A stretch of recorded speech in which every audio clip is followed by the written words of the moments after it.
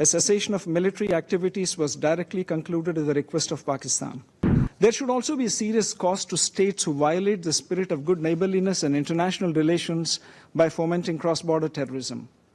Terrorist attack in Pahalgam, Jammu and Kashmir, on 22nd April 2025 that led to the killing of 26 innocent tourists.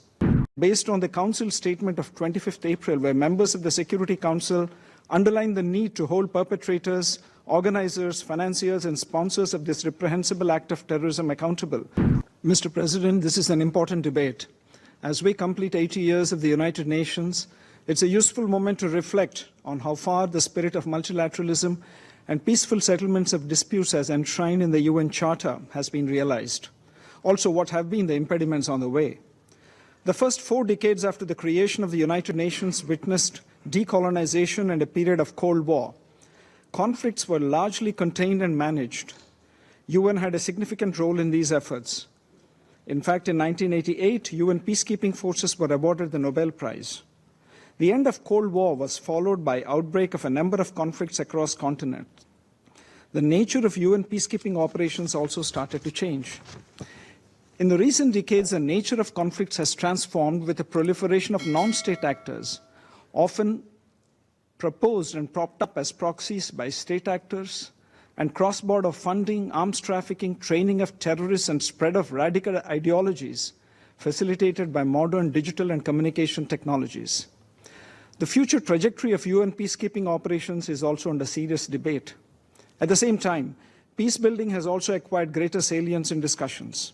Regional organizations, for instance the African Union, have also engaged appropriately while dealing with disputes among their member states. On the question of peaceful settlement of disputes, Chapter 6 of the UN Charter begins by a recognition that it is the parties to a dispute who must first of all seek a solution by peaceful means of their own choice. National ownership and consent of parties are central to any efforts to achieve peaceful resolution of conflicts. There should also be a serious cost to states who violate the spirit of good neighborliness and international relations by fomenting cross-border terrorism. Recently, consequent to the gruesome terrorist attack in Pahalgam, Jammu and Kashmir, on 22nd April 2025 that led to the killing of 26 innocent tourists, and based on the Council statement of 25th April, where members of the Security Council underlined the need to hold perpetrators, organizers, financiers, and sponsors of this reprehensible act of terrorism accountable and bring them to justice, India launched Operation Sindoor, targeting terrorist camps in Pakistan and Pakistan-occupied Jammu and Kashmir, which was focused, measured, and non-escalatory in nature. On achieving its primary objectives, a cessation of military activities was directly concluded at the request of Pakistan. Mr. President, there cannot be one standard approach to dispute resolution. The changing circumstances and context also need to be taken into account while considering any such efforts. India, as a responsible actor and a founding member of the United Nations, has always actively engaged constructively with partners, especially at the United Nations, in collectively working towards a more peaceful, prosperous, and a just and equitable world. From peace and security to decolonization to fair trade, India remains also the largest contributor to UN peacekeeping forces cumulatively, and a pioneer in promoting women in peacekeeping who have become role models while serving in theaters of conflict. In an interconnected and interdependent world, India values multilateral cooperation to help manage global challenges, including sustainable development, climate action, disaster resilience, and global health. India partners the United Nations in a unique development cooperation initiative and is also among the first responders in humanitarian crises in our region. We are at a time when there are growing doubts about the multilateral system, especially the United Nations. The serious question marks over the representativeness of the UN Security Council must be addressed urgently. In this context, India is proud to have facilitated the inclusion of African Union in the G20 platform during its presidency.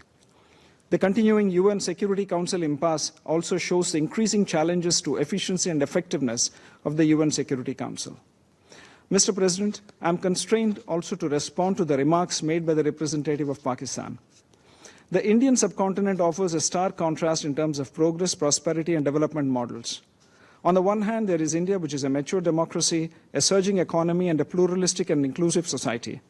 At the other extreme is Pakistan, steeped in fanaticism and terrorism, and a serial borrower from the IMF. As we debate promoting international peace and security, it is essential to recognize that there are some fundamental principles which need to be universally respected. One of them is zero tolerance for terrorism. It ill behoves a member of the Council to offer homilies while indulging in practices that are unacceptable to the international community. Mr. President, in conclusion, India remains committed to working towards international peace and security through multilateralism and peaceful settlement of disputes.